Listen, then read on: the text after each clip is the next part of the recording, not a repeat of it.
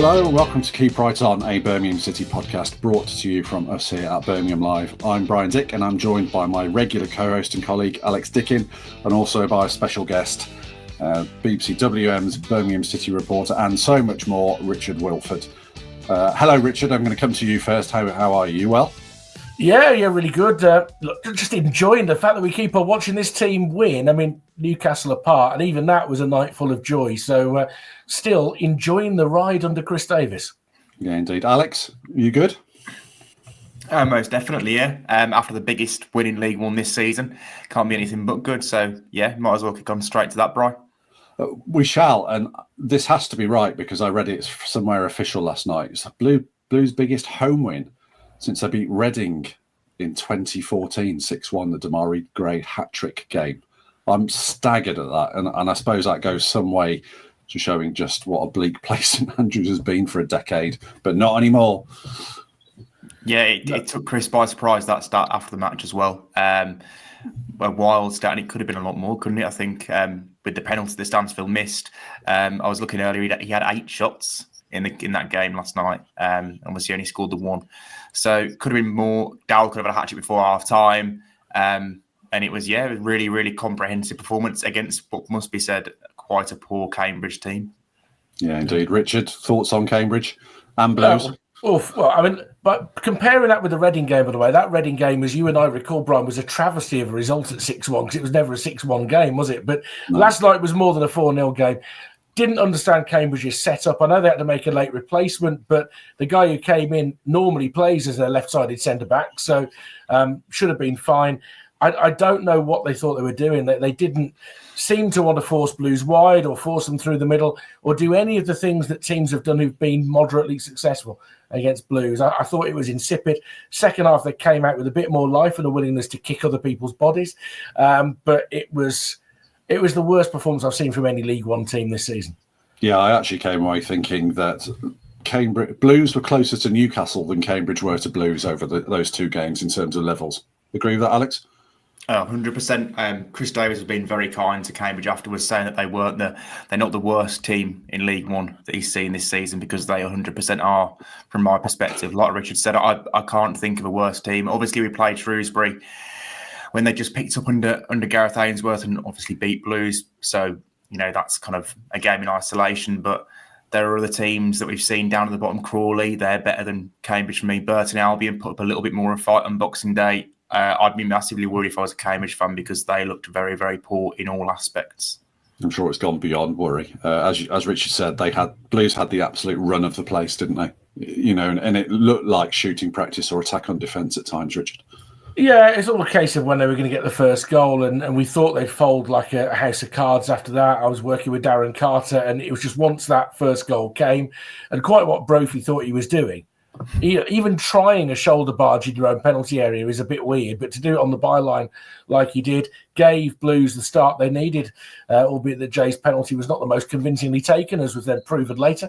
But yeah, I'm still frustrated Blues didn't get more goals out of it, because I think their finishing was a little bit polite, which reminded me of last season. Too many shots down the middle, but nonetheless, it was one-way traffic. Yeah, indeed. Anyone stand out for you, Alex?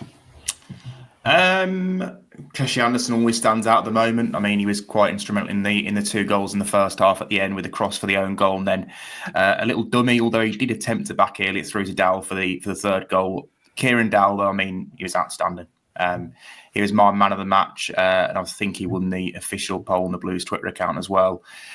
What an impact he's made in full starts. He's been absolutely exceptional. A real quality left foot, very similar to Willemsen in that respect, but just a genuine creator from all angles, really. Set piece deliveries are really good. The way he combines with his teammates, obviously in the same 11 as Willemsen last night. Also, the way he fits into different systems and the way he plays in different positions. He's played central midfield, right wing, number 10. He's just an excellent player. And, we're sitting here 5 games into his Blues career, and I'm actually already wondering whether I should sign him permanently for next season. Yeah, indeed. Richard, Alex and I have sat on this podcast for the last couple of episodes now eulogising about Dowell and his vision and the kind of shape of pass that he's got, or the amount of clubs he's got in his golf bag. Are you smitten? I'd sign him up for sure. I really would. And it'd be an interesting landscape in the summer because Rangers won't have the same manager they've currently got. Philippe Clement is surely on his way out. But in the case of Dowell, he gives you more than one player, in that we've seen in every performance that he'll play in 3 different positions at some point. He's like a deluxe Taylor Gardner-Hickman to some extent. I had the chance to talk to him last night, and I said, does it remind you here of how it was at Norwich when you were dominating teams at home, when you had a lot of possession?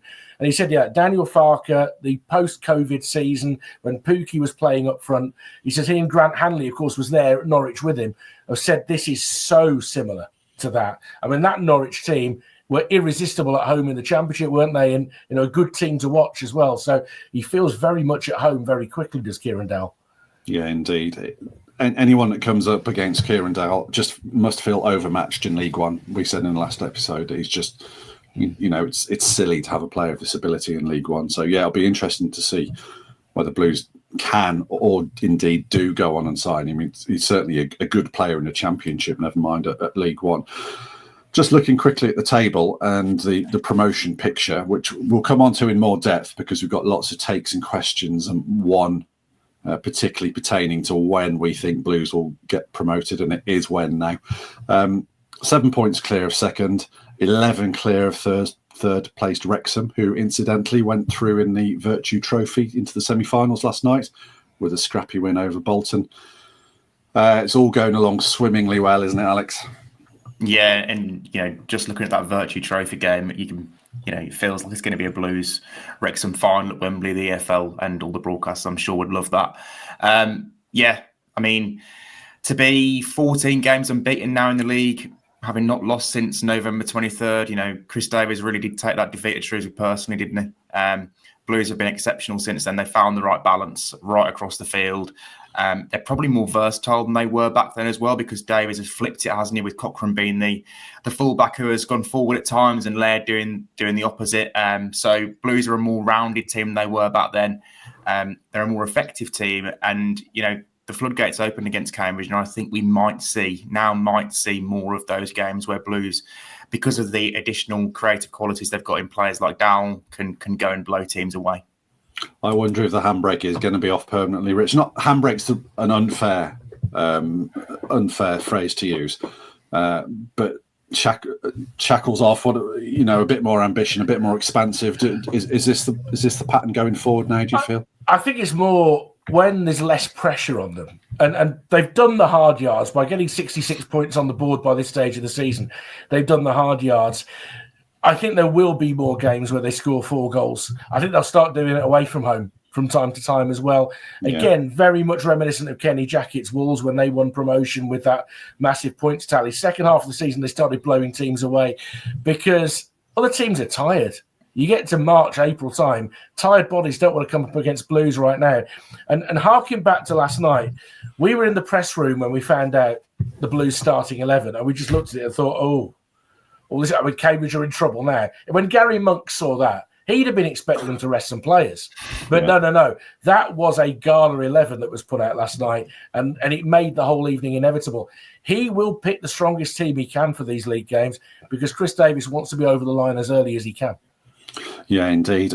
It turned out to be clearly a calculated move, and I think it showed just how difficult, potentially a game psychologically, Chris Davies felt this might be for Blues. Keeping Peck back for Cambridge at home, which, yes, we all know now turned out to be a bit of a cakewalk, but coming down off the high of Saturday night, into a much calmer, slightly less full, certainly much less party atmosphere going on arena against Cambridge. Potentially it could have been quite a difficult psychological shift for the players, but keeping Peck back certainly showed that, as you say, Rich, there's absolutely no room for complacency, and every game is going to be treated with the utmost seriousness. Yeah, I think he only just made it for last night, by the way. I don't think he was necessarily that close for Newcastle. It's one of those odd things because he was surprised afterwards, Chris Davies, how many minutes Peck got through last night. So I think at best he might have squeezed onto the bench at the weekend. I don't think he was ready to start. Right, let's move on to takes and questions because we've got tons. Starting with supporter takes. Miles McKee, hopefully I've said that right, Miles, in a space where the Premier League seems so worried about American owners wanting to invest to make football a solely profit-driven business, it's so refreshing to have Knighthead that seem to just get what the club and the surrounding community are about. Now, let's not pretend that Knighthead aren't in it for a return, but that return doesn't seem to be clouding their thinking at the moment. It all does still seem to be in this honeymoon, get the thing moving scenario, doesn't it, Rich? Yeah, I think there are two separate things that we have to look at here.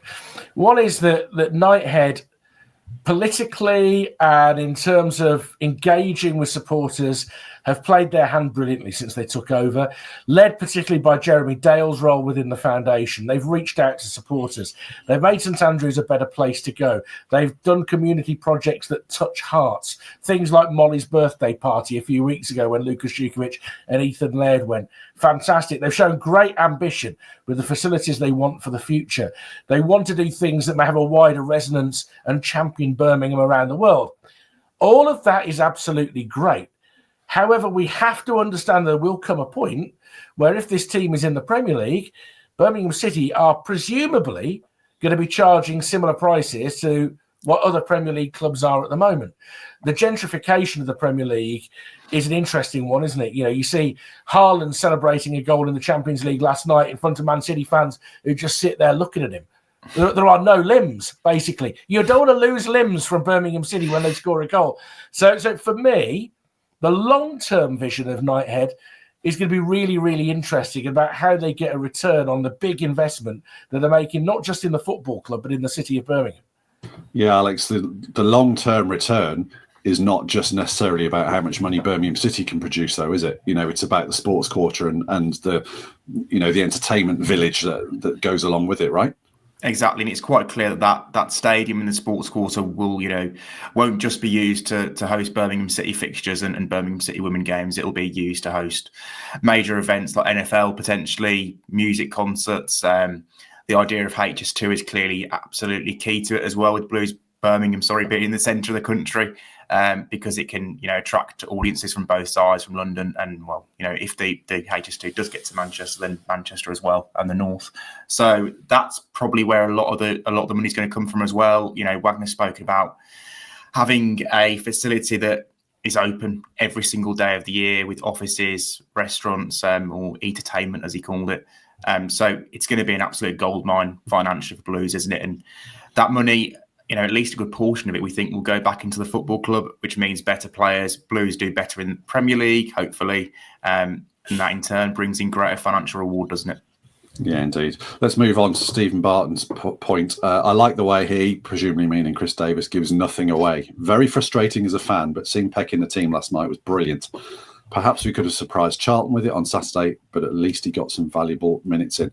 Now, this clearly is a reference to, you ask Chris Davis, any team news, Chris, anyone injured? And you either get the day by day or a few weeks away, or I don't know what we've had more serious than that, but he's very, very short with his information, cards close to the chest, isn't he, Rich?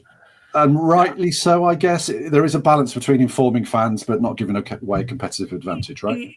Yeah, he's vague on two fronts, which is time and geography, in that you don't always know where the injury is, whether it's a calf, a hamstring, or split ends in the hairdo. You're not quite sure what he's alluding to. On a longer injury, he tends to be a little bit more honest. If it's going to be 6 or 8 weeks, then maybe. But otherwise, he does keep you guessing, and eventually he's getting closer. He's getting closer, and that's the message you get again and again and again. Look, does it give them an advantage keeping these cards close? I think it does, actually. And it was a boost yesterday to see Peck and Willemsen back. And a timely reminder, neither of them have started a league game since the 4th of January.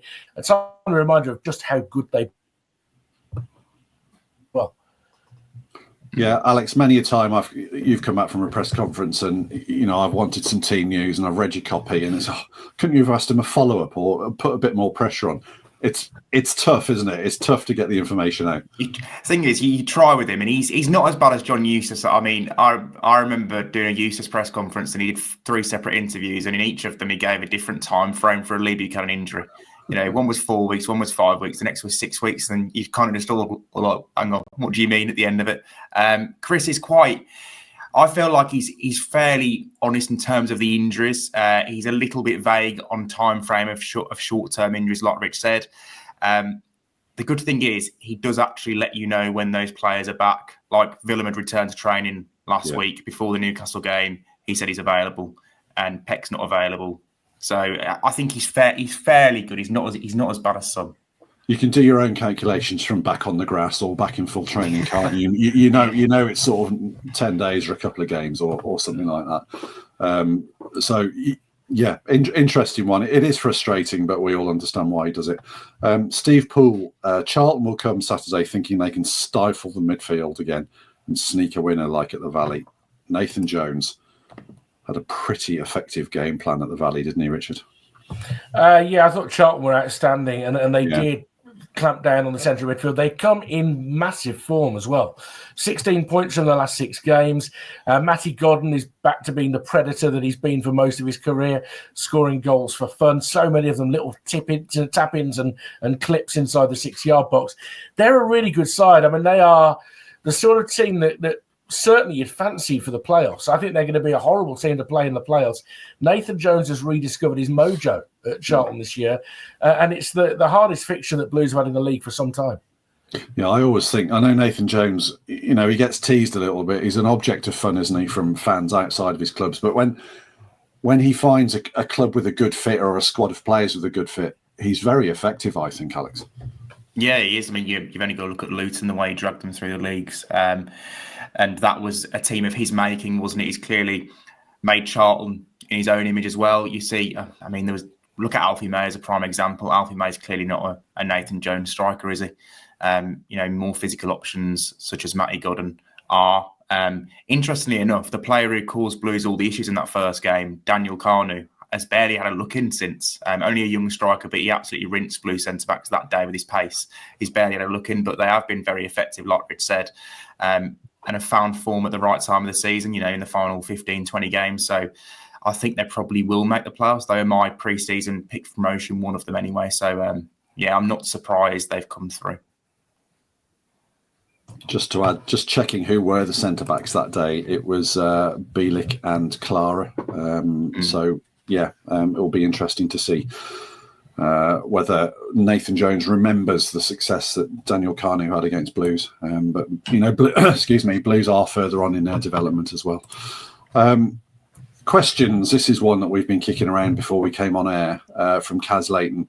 With Wrexham away being mixed at best, with our average away points per game being 1.9, they've 10 games left away from home. So on the current form, that puts them to 84 points. Presumably that's them carrying on their marauding form at home.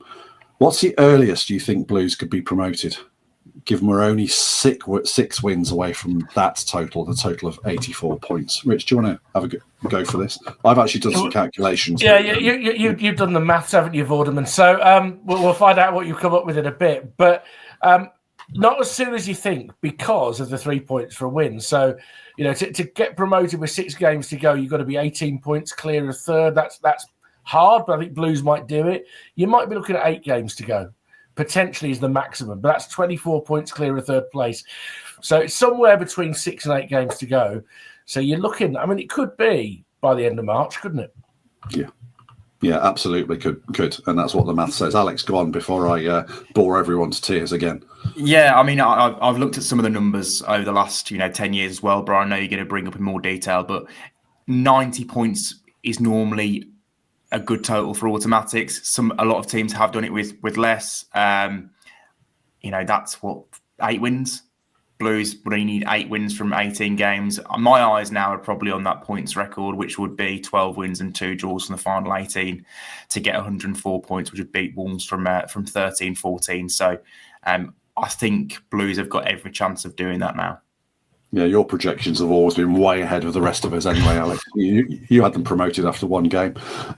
So the boring maths bit, I've gone back through the last, it was supposed to be 10 seasons, but the one of the seasons was the COVID season, which ended after sort of 34, 35 games. So we've got 9 seasons to sort of go at here.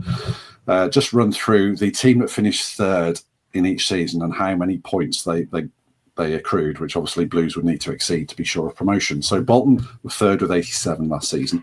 There was a very, very, very high watermark the season before that with the 3-horse race between Ipswich, Plymouth and Sheffield Wednesday, who finished third on 96. MK Dons were before that had 89. Blackpool in 2021 only had 80. And we have Charlton on 88 the year before that. Shrewsbury on 87 the season before that. And Scunthorpe had 82 in 2016-17 and in 2015-16. Walsall had 84 and Preston the year before that 89. So we're in the 80s apart from that massive outlier, which was the Sheffield Wednesday season. The average, if you average those out, that's 86.8. So let's say 87 points to finish in the top 2. Blues need 21 points from that, from where they are now, which is 7 wins, but they're not going to win every game.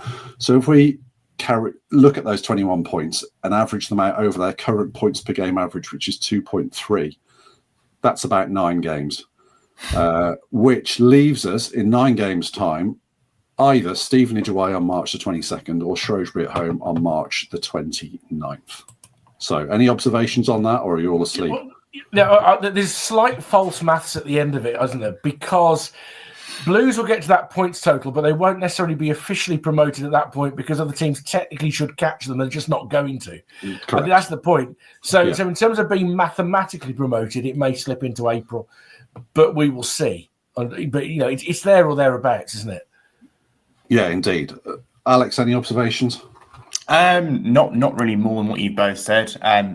It'd be nice if it was that Shrewsbury game, wouldn't it? Because this run has obviously started from that defeat. So if they could get to 87 points that day, or even 90 points, depending on which game it is, that'd be fantastic. And it would be nice to do it at home. I know the people at Huddersfield way back when for promotion, will look at it as one of their happiest days of their lives. And were Blues promoted at Reading under Alex McLeish a few seasons ago? Or is that where it was? Seasons ago, a long time ago. I think Kevin Phillips scored a goal. It is nice to do it at home. It would be great to do it in front of a packed St Andrews. Yeah, I think there's going to be a few celebratory games to come then, though, aren't there? And then a party on the final day at Cambridge as well, which may not be a party for Cambridge, but that's neither here nor there. But yeah, look, it's... If that's a live fixture, I'll eat my hat. Yeah, look, we know it's going to be a when at this point. They are burning off the field, which they were always going to do. But yeah, we'll wait and see. The first game at St Andrews, if they get promoted away from home, the next game at St Andrews is going to be a great day anyway, isn't it? Indeed it is, yes. Sam Holtam has asked if it was possible to sign only one of the current loan players, not Taylor, obviously, because that deal's been done at the end of the season. Who would you go for? Alex, go first on that one. Oh, this is very hard. It is hard, isn't it? Yeah. This is really hard because I would have said Ben Davies and all the numbers. I think Blues still only conceded 10 or no, he's 12 goals with Davies in the team. He's played 26, 27 games now. So it's hard to say no to him, but Kieran Dowell has just been absolutely superb. In 4 starts, we've seen him already become a key player. And he's the sort of player that you need in the Championship. He is a Championship quality player. He's got 2 promotions in his CV. Chris Davies has clearly fallen in love with him. So I'd probably go with Down. Just because I know Phil Neumann's coming in the summer. Rich? So... but I'd love to sit here and make a case for Alphonse Samstead, but I'm going to find it very hard. He's a lovely bloke, but we're never going to know where he's going to fit at Birmingham City. And Luke Harris has clearly had a more frustrating season than he wanted. But Alex is wrong in that the correct answer, if you could only have one, is Ben Davies. And it's correct. Ben Davies because he's a left-footed centre-back. They are absolutely precious. He's got loads of Championship experience. He's 29 years of age. He gives them extra leadership at the back as well. There are other Kieran Dowells available. Don't get me wrong. I want him as well. I'm greedy. I want him as well. I think they should sign both of them. But the only conceivable answer to the question is Ben Davies. You've stolen my exact answer. Yeah, it's almost as though I'd written it down on a running order, which I haven't. But yeah, left-sided centre halves, experienced left-sided centre halves are hen's teeth, aren't they? That's look, Alex has a blind spot to left-sided defenders. To be fair, in this Birmingham City world, they can have both, can't they? Quite easily. So yeah. Dave Pugh, do you reckon Davis stays if a Prem team comes in for him? Spurs, for example. Alex? I mean, I don't think Spurs would come in for Chris Davis at this stage of his managerial career, given that he's only 40 or 41 games into it. I think he's probably going to have to do a fair bit more higher up the leagues in the Championship and beyond. I mean, that's probably not really a question, but I know I have seen people say, like, what about if a team does come in for Chris Davis? I don't think Blues are in massive danger, to be honest. I feel like Chris Davis is very committed to what he started here. He could have gone into the Championship. Swansea, we know, were very interested in him, 12, 18 months ago. I think they tried twice to get him as their manager, and he turned them down twice. So he's clearly waiting for the right opportunity to go in and start his managerial career. He's taken almost kind of a lose-lose situation at Blues in League One because he had to come here and win the league. Otherwise, it would have been deemed a failure. And, he's doing an exceptional job to have Blues where they are because, all he can do in the eyes of some this season is fail. When he gets into the Championship, then he'll probably be able to show what he's all about and how good a coach and manager he really is. And then we'll see if he is indeed the next Kieran McKenna and can take Blues back-to-back or can get them up in 2 seasons and go to the Premier League. I don't think Blues are in danger of losing him. He's convinced a lot of good players to come here. And I think he seems like a loyal person who will want to finish the job and get Blues through the leagues and finish what he started. Richard, anything to add? As long as Knighthead continue to fulfil their promises, and there is absolutely nothing to suggest otherwise, then Chris Davis is going to want to see this job through. He chose Birmingham City for a reason. He's got this extraordinary success rate at like 73%. I thought the weekend was a great example of the way that he plays being ideal for when they step up a level. They can go shoulder to shoulder with anybody as a football team. I think that's really good. Newcastle are more quality, but in terms of style of play, Blues are right up there. So I just don't see that being an issue until, if Blues are top 6 in the Championship this time next year, that's the first time that you could get some serious sort of sniffing at Chris Davis from clubs who might be in with a vague chance of getting him. But I think Chris Davis's ambition right now is to be a Premier League manager at St Andrews. Yeah, indeed. We're looking at the moment about managers, choosing projects over league positions, aren't we? Certainly in the Championship at the moment. That situation will probably develop by the time we've closed off the mics here. But there aren't many better projects outside the Premier League, are there? And Chris Davis is very much a project man, it seems. How many football managers are working at a club now that they would consider are stable? And that has got to be an attraction. Yeah, indeed. So I think to sum up there, Dave, none of us feel particularly anxious about that issue. Chaps, this is a difficult question for you to answer, and I've snuck it onto the running order quite late, but also because it's going to be difficult to quantify for you. I had an email from Luke Davis regarding our comments, Alex, about Keshi and Ethan looking faster, fitter, and had to be having more faith in their bodies.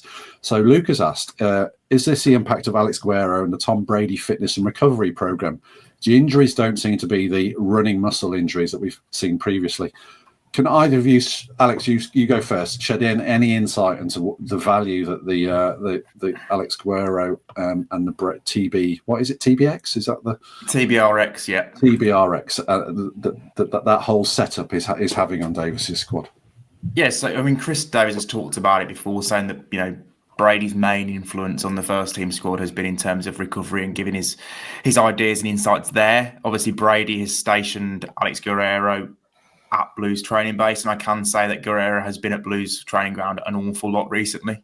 You do see him walking through the building, and obviously going into that massive TBRX recovery suite or medical room they've got just behind where we do our press conferences. So they are clearly having an influence. I'm not sure they're going to tell us the secrets of their trade. Ethan Laird, when I spoke to him earlier this season about it and kind of his improved injury record suggested, maybe they're just giving us 3 rubs instead of 2, which wasn't really the insight I was hoping for. But yeah, you can tell they're doing something, and they are putting a lot of focus on it this season. The key thing, I think, is that they are, there aren't really any days off now. They're in all the time, and when they're not training, they're doing recovery things. So they're basically, behaving like elite level athletes, like Premier League, like they do at top Premier League clubs, and that's something Chris Davies will be fully on board with, because obviously he's seen that at Liverpool and Spurs. Rich, any more insight on the Guerrero situation, other than the fact I've butchered his name for a Spanish speaker such as yourself? I've not got too much knowledge of what Guerrero is doing, and I'm sure that the recovery things are helping if you've got a solid plan in that area and something that's been proven to work in other sports. But I think that would also have to be put towards the sports science, the other people who are doing the preparation, those who are doing the fitness work, those who are making sure that the players are ready for every session. They're playing their part as well. Because there have been some muscular injuries, but I appreciate a lot of the injuries this year have been impact rather than that. And there's not a lot you can do about impact injuries, like the freak injury for Mark Leonard last week. But all of these things are part of what creates the impression that Knighthead and Birmingham City are preparing themselves for the Championship and then for the Premier League. It's a rounded thing, isn't it? So if you can gain 0.5% from whatever Guerrero is doing with this recovery stuff, with the Tom Brady potions, pills, whatever they are, then that's great. If you have great physical preparation, you get the balance right, and you don't run people into the ground, then that's great as well. So for me, it's part of sort of the holistic look at changing the face of the football side of Birmingham City. Great sell for new recruits as well. So hopefully, Luke, we've shed some light on that, but it's difficult without actually being a fly on the wall to know exactly what's going on. Birmingham City Stato, how much work do Blues put into corner routines and trying to address the one slight issue of we don't score many goals from a corner? He goes on to say, or she goes on to say, on Saturday we went for the far post against Newcastle, which worked well, and last night everyone came in from the edge of the box. It seems we're trying to address it. Rich, I'll go to you for this. I think that question was more valid in December than it is in February. I think since the new year, set pieces have been considerably better. They really have. I do think that Clara and Davis and Bielik should be chipping in with more goals. I think some of the finishing from the set pieces has been disappointing, but I've seen better variety. I know Jonathan Grounds, Tom Huddleston have been working on it. I've seen better variety. I've seen better impact, sometimes scoring in the second phase as well. So they're improving. I think they've improved defensively as well. Yeah, definitely. It feels, Alex, and we can't quantify this, that Blues are winning more first contacts on set pieces, right? Oh, yeah, definitely. Clara, I mean, especially defensive set pieces, Clara's head is usually the one that gets there first. Ben Day is also very good in the air, and Bielik, like Richard said. Defensively all season, they've been really sound. They've only conceded 7. That's one of the best records in League One. Against that, they've only scored 6, which, does need to be improved. And Chris Davies has said that a few times. And also Clara has taken a little bit of responsibility in interviews that he's done recently, saying that he wants to help the team improve that statistic. When you think back recently, there have been goals against Swindon, a late winner, against Wrexham, set-piece goals. So they are getting better at it. But, ultimately their record for, scoring 6 and conceding 7 in League One is pretty decent. They're not being killed by set pieces. Those goals against Swindon, Wrexham, and the opener against Newcastle are all predetermined training ground routines. In the Swindon case, they spotted a real weakness that Swindon had, and they were super serving that during the game, and eventually they got a goal from it. And also the other upbeat note for that in the last few games is that the delivery of Kieran Dowell is so much more consistent than anything they've had before. Right in saying that Jonathan Grounds is the one that's, I don't know if Jonathan Grounds would necessarily be poring over the videos, but maybe running the trainings, the set piece sessions, right? I think he's been doing a lot of the work, and actually until last night, to be honest. Grounds is always the guy who kind of gets up when a set piece is happening and starts barking out instructions next to Chris Davies. But actually, last night Chris Davies was doing a lot of it himself. I don't know if that's a decision he's taken on himself to kind of micromanage set piece as well. I'm sure Grounds obviously still having a heavy influence behind the scenes, but Chris Davies was the man on the touchline, the only man on the touchline barking the orders when Blues had set pieces against Cambridge. And trust me, if he's in charge of set pieces, he is poring over the videos because Chris Davies and the analysts will be handing them to him. Yeah, very true, yes. Moving on, Heath Alliance says, for the Newcastle game, there was no segregation, so no lost seats at all. That's obviously because the away support had the whole of the Gilmerick. Sellout attendance given as 27,914, so just short of 28,000, in a ground that supposedly holds 29,400. Where are they missing roughly 500 seats? I've thrown this one over on the running order because it's quite easy to explain. So the BBC had like a makeshift studio at the ground on Saturday night, and it was kind of in the corner of the Gilmerick and the main stand. So it just kind of wiped out a section of seats. So that's obviously where the loss of seats has come from, because obviously, like you say, there wasn't any segregation anywhere else in the ground because Newcastle had the whole of that end. So that's where the lower attendance comes from. It's rare that you're ever going to hit 29,500 exactly. So there's always going to be something somewhere that's been cornered off. So that was the reason for that particular game. Okay. Lovely. Thank you, gentlemen. I think that about wraps it up, unless either of you got any other business to bring to the table, Richard. No. I was going to tease Alex about his indifference to the virtues of Alex Cochrane at left back, but you see, both of you have always had a bit of a problem with fullbacks in that you didn't used to rate Maxime Cole and Brian. So I don't know where to go with the pair of you at times. Richard, that is so unfair. I had more of a problem with Christian Pedersen than I did with Max. True. Every day of the week. I'm genuinely perturbed to hear that about Alex Cochrane, because for me, Alex Cochrane is on my short list of player of the season. Alex Dicken, justify yourself. What have you got to say? No, he's pulling my leg, because if you look at my average player ratings across this season, I guarantee Alex Cochrane is right up there. And I will apologise. I will apologise to people who read those ratings. Last night, I just found myself writing the same thing that I always write, in that he's absolutely reliable and dependable defensively. And when he actually goes forward, he's got a really sweet left foot. Undermarked. Okay, I'm not going to rise to your bait. We'll move on and wrap up the podcast there, Brian. Yeah. So with apologies to the Alex Cochrane fan club, which I'm in. If for no other reason than you share the same first name. Thank you very much, Richard, for your time. Thank you, Alex, as ever, for your time. And it's keep right on from all three of us.